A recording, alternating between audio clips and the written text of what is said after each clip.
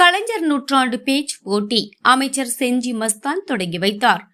முத்தமிழறிஞர் கலைஞர் நூற்றாண்டு பிறந்த நாளை முன்னிட்டு 100 இளம் பேச்சாளர்களை தலைமைக்கு தேர்வு செய்து தருமாறு கழக தலைவர் முதலமைச்சர் மு.க.ஸ்டாலின் இளைஞர் அணியை அறிவுறுத்தியிருந்தார். அந்த வகையில் என் உயிரினும் மேலான என்ற தலைப்பில் பேச்சு போட்டிகள் அறிவிக்கப்பட்டு தமிழ்நாடு முழுவதும் 17,000த்திற்கும் மேற்பட்டோர் விண்ணப்பித்திருந்த நிலையில் விழுப்புரம் வடக்கு மாவட்ட திமுக இளைஞர் அணி சார்பில் என் உயிரினும் மேலான கலைஞர் நூற்றாண்டு பேச்சு போட்டி திண்டிவனத்தில் உள்ள தனியார் திருமண மண்டபத்தில் நடைபெற்றது.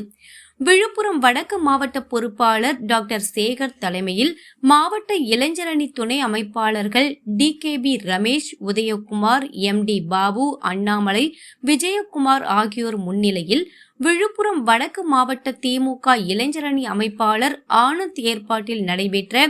என் உயிரினும் மேலான பேச்சு போட்டியை சிறுபான்மையினர் நலன் மற்றும் வெளிநாடு வாழ் தமிழர்கள் நலத்துறை அமைச்சர் செஞ்சி KS மஸ்தான் தொடங்கி வைத்தார். தலைமை கழக பேச்சாளர்கள் நெல்லிக்குப்பம் புகழேந்தி, லெனின், குடியாத்தம் புவியரசி ஆகியோர் நடுவராக பங்கேற்ற பேச்சு போட்டியில் என்றென்றும் பெரியார் ஏன், அண்ணா கண்ட மாநில சுயாட்சி, கலைஞரின் தொலைநோக்கு பார்வை, மானமிகு சுயமரியாதைக்காரர் கலைஞர், நவீன தமிழ்நாட்டின் சிற்பி, ஹிந்தி திணிப்பை என்றும் எதிர்ப்போம், சமூக நீதி காவலர் கலைஞர், தமிழ்நாட்டு குடும்பங்களில் திமுக, பேசி வென்ற இயக்கம், திராவிட மாடல் நாயகர் முதல்வர் மு.க.ஸ்டாலின் உள்ளிட்ட 10 தலைப்புகளில் நடைபெற்ற பேச்சு போட்டியில் 500க்கும் மேற்பட்ட கல்லூரி மாணவ மாணவிகள் ஆர்வமுடன் கலந்து கொண்டு தங்களது திறமைகளை வெளிப்படுத்தினர்.